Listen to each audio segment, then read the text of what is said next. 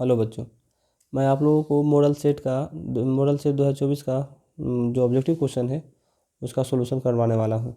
ठीक है, आप देखिए। पहला क्वेश्चन है, गोलीय दर्पण के परावर्तक पृष्ठ की वृत्ताकार सीमा रेखा का व्यास कहलाता है। तो गोलीय द्वारक कहलाता है, गोलीय दर्पण का द्वारक कहलाता है। दूसरा में है, निम्न में से किस दर्पण की फोकस दूरी धनात्मक होती है? तो उत्तल दर्पण की। ठीक है। तीसरा में है, किस वर्ण का तरंगदैर्घ्य सबसे बड़ा होता है? तो लाल का होता है। ठीक। चौथा है, किसी वस्तु का प्रतिबिंब आँख के किस भाग पर पड़ता है? तो रेटिना में पड़ता है। पांचवा नंबर क्वेश्चन है, निम्न में से किस माध्यम में प्रकाश की चाल सबसे अधिक होती है? तो निर्वात में होती है। ठीक है। छठा नंबर क्वेश्चन आता है, दूरदृष्टि वाला नेत्र साफ साफ देख सकता है? तो दूर की वस्तुओं को। सातवां नंबर क्वेश्चन है, एक अभिसारी किरण पुंज समतल दर्पण पर आपतित होती है तो परावर्तित किरण पुंज होगा, वो भी अभिसारीय होगा। ओके। 8 नंबर क्वेश्चन कहता है, यदि एक प्रिज्म से एक वर्णी किरण पुंज गुजरे तो इसका क्या नहीं होगा? इसका वर्ण विक्षेपण नहीं होगा, अवर्धन हो जाएगा, विचलन भी हो जाएगा, लेकिन वर्ण विक्षेपण नहीं होगा। कांच के उत्तल लेंस की वायु में शक्ति होती है तो उत्तल लेंस की वायु में शक्ति जो होती है वो धनात्मक होती है।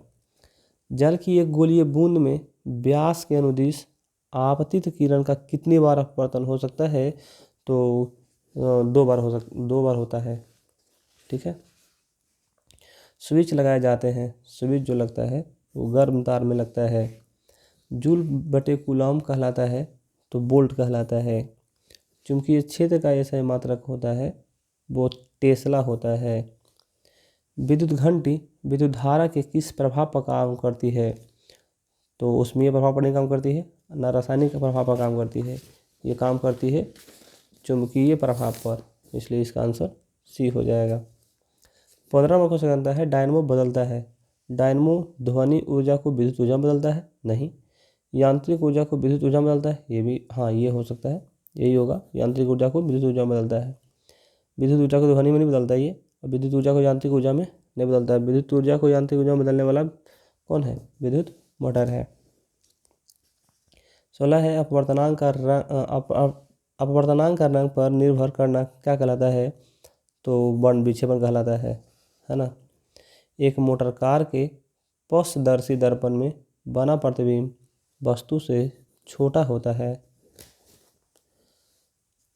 एक विद्युत सेल से धारा प्राप्त करने पर इसके सिरों के बीच विभवांतर का मान हो जाता है, तो विभवांतर का मान जो होता है विद्युत बहाव बल से कम हो जाता है। ठीक ना। 19 नंबर क्वेश्चन कहता है कि एक अवतल दर्पण के ध्रुव एवं फोकस के ठीक बाद स्थित बीप के आवर्धन का मान 2 होता है। जीवाश्म ईंधन के जलने से किनके ऑक्साइड उत्पन्न होते हैं? तो सल्फर के भी हो जाते हैं, कार्बन के, नाइट्रोजन, तीनों के हो जाते हैं, इसलिए ऑप्शन क्या हो जाएगा? डी। ओके। क्वेश्चन नंबर 21 है, देखिए। वैद्युत प्रतिरोधकता क्वेश्चन है, वैद्युत प्रतिरोधकता का एसआई मात्रक क्या होता है? तो वैद्युत प्रतिरोधकता का एसआई मात्रक ओम मीटर होता है। चुंबकीय फ्लक्स में परिवर्तन की दर का एसआई मात्रक है तो वो वेबर है। समांग माध्यम से प्रकाश गमन करता है तो सरल रेखा में करता है, आप पढ़ चुके होंगे इसके बारे में। क्वेश्चन नंबर 24, यदि एक प्रिज्म से एक वर्णी किरण गुजरे तो इसका क्या नहीं होगा? अभी क्वेश्चन था इसका 8वां नंबर में, वर्ण विक्षेपण। यहाँ भी हो जाएगा कुछ ही, वर्ण विक्षेपण। प्रत्येक इलेक्ट्रॉन पर ऋणात्मक आवेश होता है, तो ऋणात्मक आवेश होता है 1.6 × 10⁻⁻19 कूलॉम। ओके। एक घोल नीले लिटमस पत्र को लाल कर देता है तो घोल का पीएच मान क्या है? तो पीएच मान 2 है। ठीक। लोहे की परमाणु संख्या, लोहे की जो परमाणु संख्या होती है वो 26 होती है, तो आंसर इसका हो जाएगा बी। ठीक है। सल्फर परमाणु की बाहरी कक्षा में इलेक्ट्रॉनों की संख्या कितनी होती है? तो बाहरी कक्षा में इलेक्ट्रॉनों की संख्या 6 होती है। एल्युमिनियम पर मोटी ऑक्साइड की परत बनाने की प्रक्रिया क्या कहलाती है? तो वो एनोडीकरण कहलाती है। ठीक है। कौन सा यौगिक, कार्बनिक यौगिक सबसे अधिक क्रियाशील होती है? तो C2H4 होती है। ठीक है। विरंजक चूर्ण का रासायनिक सूत्र क्या होता है? तो विरंजक चूर्ण का रासायनिक सूत्र CaOCl2 होता है। 32 नंबर क्वेश्चन कहता है रासायनिक अभिक्रिया में भाग लेने वाले पदार्थ को क्या कहते हैं? तो जो भाग लेता है उसे अभिकारक कहते हैं। टूथपेस्ट होता है वो क्षारीय होता है। ठीक है ना, क्षारीय होता है। क्वेश्चन नंबर 33 था ना, 34 कहता है कौन कार्बोक्सिलिक समूह है? तो कार्बोक्सिलिक समूह है COOH है। ठीक है। किसके कारण अम्ल वर्षा होती है? तो SO2 के कारण होती है। ठीक है। निकेल की परमाणु संख्या कितनी होती है? तो निकेल की परमाणु संख्या 28 होती है। बी ऑप्शन होगा सही। क्वेश्चन नंबर 37 कहता है एक जांच परख नली में लिए गए विलयन में एक लोहे की कील को डुबोया गया। आधे घंटे के बाद यह देखा गया कि विलयन का रंग परिवर्तित हो चुका है। तो वो विलयन मतलब वो विलयन कैसा क्या था? यानी वो उस परख नली में विलयन कौन सा था, किसका था? तो वो उसका किसका था? कॉपर सल्फेट का। ठीक है। 38 कहता है कि एथेनॉल को सांद्र H2SO4 के साथ गर्म करने पर निम्नलिखित में से कौन सी गैस बनती है? तो एथेनॉल को जब हम H2SO4 के साथ हम गर्म कर देते हैं तब आपका C2H4 गैस का निर्माण होता है। ठीक। हीरा निम्नलिखित में से किस तत्व का अपरूप है? तो हीरा कार्बन का अपरूप है। ठीक है। क्वेश्चन नंबर 40 की बात करते हैं। तो 1 ग्राम सोने से कितना लंबा तार बनाया जा सकता है? तो 1 ग्राम सोने से 2 किलोमीटर लंबा तार बनाया जा सकता है ना। निम्नांकित यौगिकों में कौन जल में विलय है? तो जल में आपका ये ग्लूकोज जो है विलीन हो जाएगा। कौन अम्लगम है? तो अम्लगम है Na और Hg। ठीक है। एथिलीन का IUPAC नाम क्या है? तो एथिलीन का IUPAC नाम एथीन है। ओके। 44 नंबर क्वेश्चन कहता है कि ब्यूटेनोन का अणुसूत्र O है, C4H8O है। तो इसका क्रियाशील समूह क्या है? तो इसका क्रियाशील समूह हो जाएगा कीटोनिक। एल्काइन में 2 कार्बन परमाणुओं के बीच कितने सहसंयोजक बंधन होते हैं? एल्काइन की बात कर रहा है तो एल्काइन में 2 कार्बन परमाणुओं के बीच 3 सहसंयोजक बंधन हो जाएंगे। ठीक है। सिनेबार किस धातु का अयस्क है? सिनेबार जो है आपका पारा धातु का अयस्क होता है। ठीक है। क्वेश्चन नंबर 47 पर देखते हैं। 47 नंबर है सल्फाइड अयस्क का सांद्रण निम्नलिखित में किस विधि द्वारा होता है? तो फेन उत्प्लावन विधि द्वारा होता है। अगला क्वेश्चन कहता है कि जल के वैद्युत अपघटन में कैथोड पर कौन सी गैस मुक्त होती है? तो वो है हाइड्रोजन। निम्नांकित में कौन सा तत्व सबसे अधिक अधातुई गुण वाला होता है? तो वो है क्लोरीन। नीला थोथा यानी तूतिया का रासायनिक सूत्र क्या होता है? तो CuSO4 × 5H2O हो जाएगा। प्रदूषण मुक्त ऊर्जा स्रोत है तो प्रदूषण मुक्त ऊर्जा स्रोत आपका हो जाएगा पवन ऊर्जा, सौर ऊर्जा और जल विद्युत ऊर्जा, ये तीनों हो जाएगा। इसलिए आंसर इसका क्या हो जाएगा? डी। 52 नंबर क्वेश्चन कहता है कि किस का हाइड्रोकार्बन में कार्बन कार्बन परमाणु के बीच 3 अवंध होता है?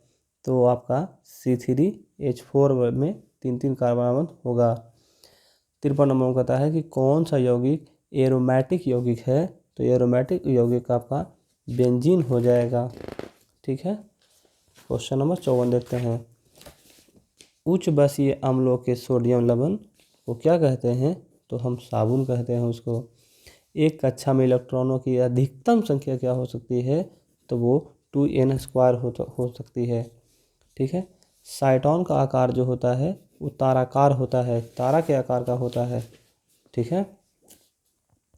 कौन एक पादप हार्मोन नहीं है? तो पादप हार्मोन जो आपका है ये आपका ऑक्सीटोसिन नहीं है, बाकी ये तीनों है। यूरिया रक्त में कहाँ प्रवेश करता है? तो यूरिया रक्त में यकृत में प्रवेश कर जाता है।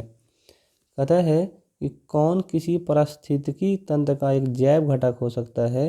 तो वो आपका कवक है। नर युग्मक तथा मादक युग्मक के संयोजन से क्या बनता है? तो जाइगोट बनता है, ठीक। नेक्स्ट 61 नंबर क्वेश्चन कहता है पादप अवशिष्ट संचित रहते हैं। तो कोशिकीय रिक्तिकाओं में भी रहते हैं, पत्तियों में भी रहते हैं और छाल, इनमें से सभी में रहते हैं, ठीक है। समान अनुशिथिलन रक्त दाब होता है तो 80 mm होता है, ठीक है। मनुष्य, बिल्ली तथा चमगादड़ के जो अग्रपाद होते हैं वो समजात अंग की श्रेणी में आते हैं, ठीक। पादप में फ्लोएम उत्तरदायी होता है तो वो होता है भोजन संवहन के लिए। एक वयस्क मनुष्य के कितने दांत होते हैं? तो ये तो आप ही जानते होंगे, कितने दांत होते हैं? 32। एंड्रोजन क्या है? एंड्रोजन जो है एक हार्मोन है जो नर में पाया जाता है, ठीक। न्यूरॉन का वह हिस्सा जहाँ जानकारी हासिल की जाती है उसे क्या कहते हैं? तो उसे डेंड्राइट कहते हैं। ऑप्शन इसका सी हो जाएगा। 68 आनुवंशिकता का सिद्धांत किसने प्रस्तावित किया था? तो ग्रेगर जॉन मेंडल ने किया था। ऑप्शन सी हो जाएगा। 69 कहता है कि प्रकाश संश्लेषण की प्रकाश अभिक्रिया निर्भर करती है, तो जल पर भी करती है, क्लोरोफिल पर भी निर्भर करती है और सूर्य की रोशनी पर भी करती है, इसलिए ऑप्शन डी इसका करेक्ट आंसर होगा।